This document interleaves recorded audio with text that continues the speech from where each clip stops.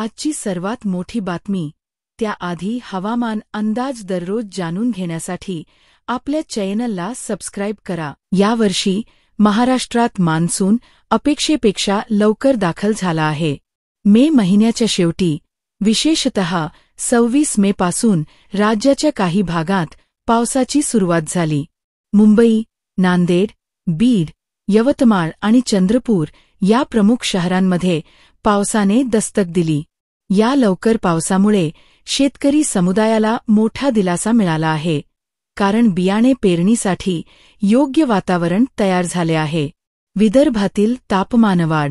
राज्याच्या विदर्भ प्रदेशात मात्र परिस्थिती अत्यंत चिंताजनक आहे.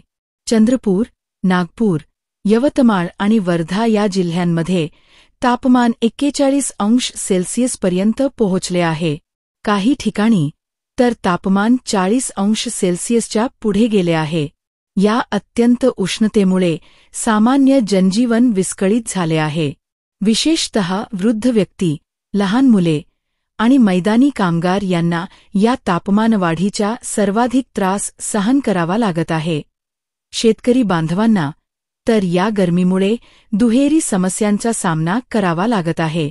दिवसाच्या वेळी शेतात काम करणे जवळजवळ अशक्य झाले आहे.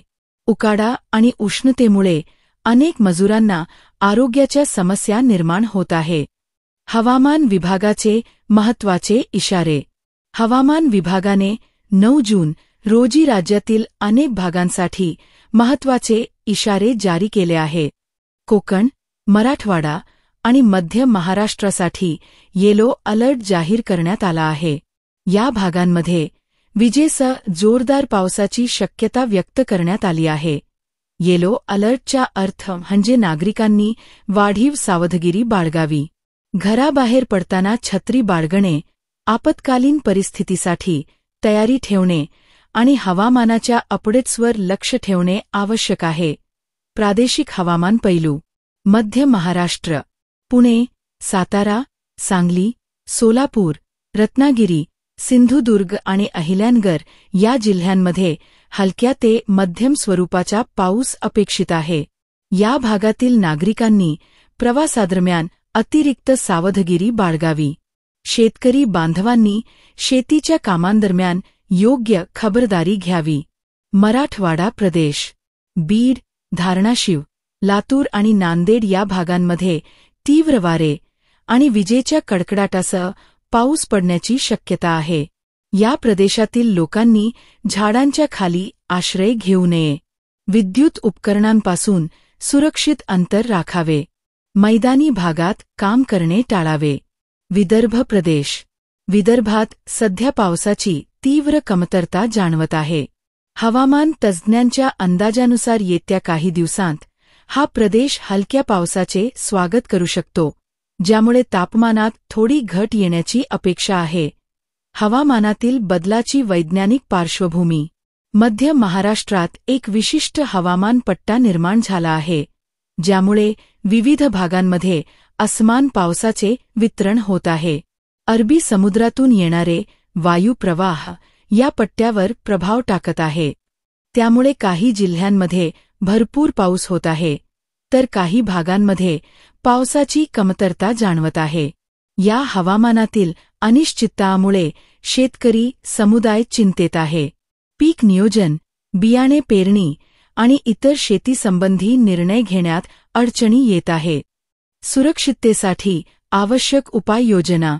सामान्य नागरिकांसाठी घराबाहेर पडताना हमेशा छत्री ठेवा. वादळी हवामानादरम्यान अनावश्यक प्रवास टाळा. विद्युत उपकरणांचा वापर सावधपणे करा. आपत्कालीन संपर्क क्रमांक तयार ठेवा. शेतकरी बांधवांसाठी हवामान अंदाजांवर आधारित शेती नियोजन करा. बियाणे पेरणीसाठी योग्य वेळेची प्रतीक्षा करा. मैदानी कामांदरम्यान सुरक्षा उपकरणांचा वापर करा. पावसाळ्यासाठी जलनिकास व्यवस्था तयार ठेवा. वाहन चालकांसाठी वादळी हवामानामध्ये वेग नियंत्रित ठेवा. दृश्यता कमी असताना हेडलाईट्स चालू ठेवा. पाण्याने भरलेल्या रस्त्यांवरून जाणे टाळा. शेतकऱ्यांसाठी विशेष मार्गदर्शन. शेतकरी समुदायासाठी या काळातील हवामान अत्यंत महत्त्वाचे आहे. पावसावर संपूर्ण शेतीचक्र अवलंबून असते. त्यामुळे हवामान विभागाच्या अंदाजांवर आधारित नियोजन करणे आवश्यक आहे. अचानक आलेल्या पावसामुळे नुकसान टाळण्यासाठी वेळेवर योग्य निर्णय घेणे गरजेचे आहे. पारंपरिक शेती पद्धतींसोबतच आधुनिक तंत्रज्ञानाचा वापर करून हवामानाच्या आव्हानांना तोंड देता येऊ शकते. मोबाईल ॲप्स आणि हवामान अंदाज सेवांचा नियमित वापर करावा. महाराष्ट्रातील सध्याची हवामान परिस्थिती आव्हानात्मक असली तरी योग्य सावधगिरी आणि नियोजनाने या काळातून यशस्वीपणे पार पाडता येऊ शकते. हवामान विभागाच्या सूचनांचे काटेकोरपणे पालन करणे, सुरक्षिततेला प्राधान्य देणे आणि एकमेकांची मदत करणे या काळाची गरज आहे. शेतकरी, कामगार, विद्यार्थी आणि सामान्य नागरिक सर्वांनी सामूहिक प्रयत्नांनी या हवामानी आव्हानांना तोंड द्यावे. नियमित हवामान अपडेट्स घेणे आणि आपत्कालीन परिस्थितीसाठी तयार राहणे हा या काळातील मुख्य मंत्र आहे.